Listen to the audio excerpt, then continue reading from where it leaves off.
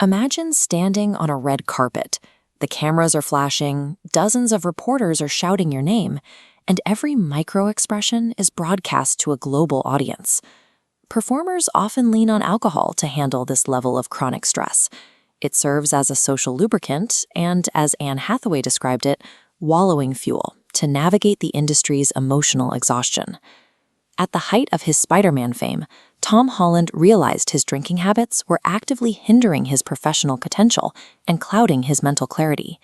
He was following a path similar to Bradley Cooper, who had navigated the same destructive pressures years earlier and reached a point where substance use threatened his entire career.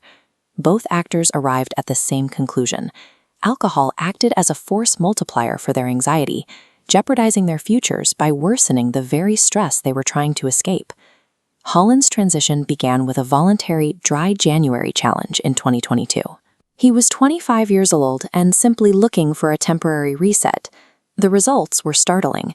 He found himself constantly thinking about having a drink, uncovering a deep-seated reliance on alcohol just to feel comfortable in social settings. Bradley Cooper faced his own turning point at 29, though his experience was significantly more abrupt. During a dinner in 2004, his friend Will Arnett confronted him. Arnett was blunt, telling Cooper that his current behavior was unacceptable and self-destructive. These moments of self-awareness were only the catalysts. To remain sober in a culture that rewards indulgence, both men had to build a functional architecture for their new lives. The first step of the blueprint involves replacing passive abstention with active psychological maintenance. You can't just stop drinking, you have to rebuild the internal foundation. For Cooper, this meant years of intensive therapy. He used it to systematically address the low self-esteem and emotional triggers that drove him to use substances as a crutch. This process established a system of internal validation. Today, his self-esteem is rooted in his own values, rather than chemical numbing or the approval of a studio audience. Holland replaced the cycle of managing debilitating hangovers with a clear-headed morning routine, using that early stability to build a self-generated sense of daily confidence. This shift in mindset frames recovery as a proactive choice, a series of intentional actions rather than a restrictive set of rules. Step 2 requires curating the external environment. It involves actively redefining social expectations within your inner circle.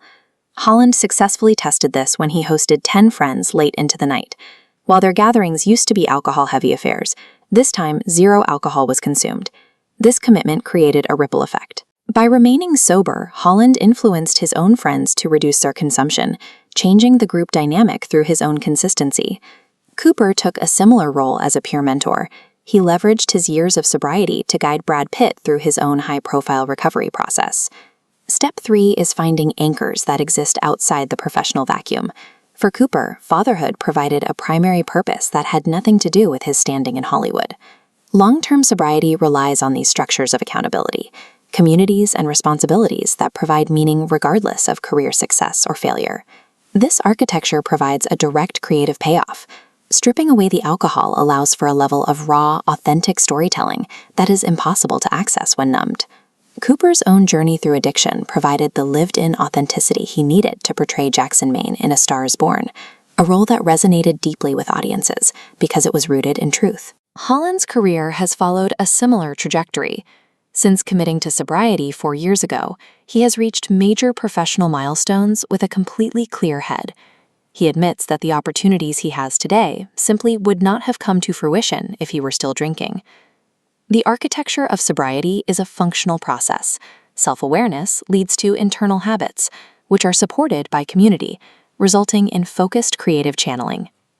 The completion of this blueprint establishes a generative foundation where sobriety is no longer defined by what is missing. Ultimately, this clarity serves as a tool for consistency. It allows performers to access their rawest emotions and sustain their highest level of work while living an authentic life.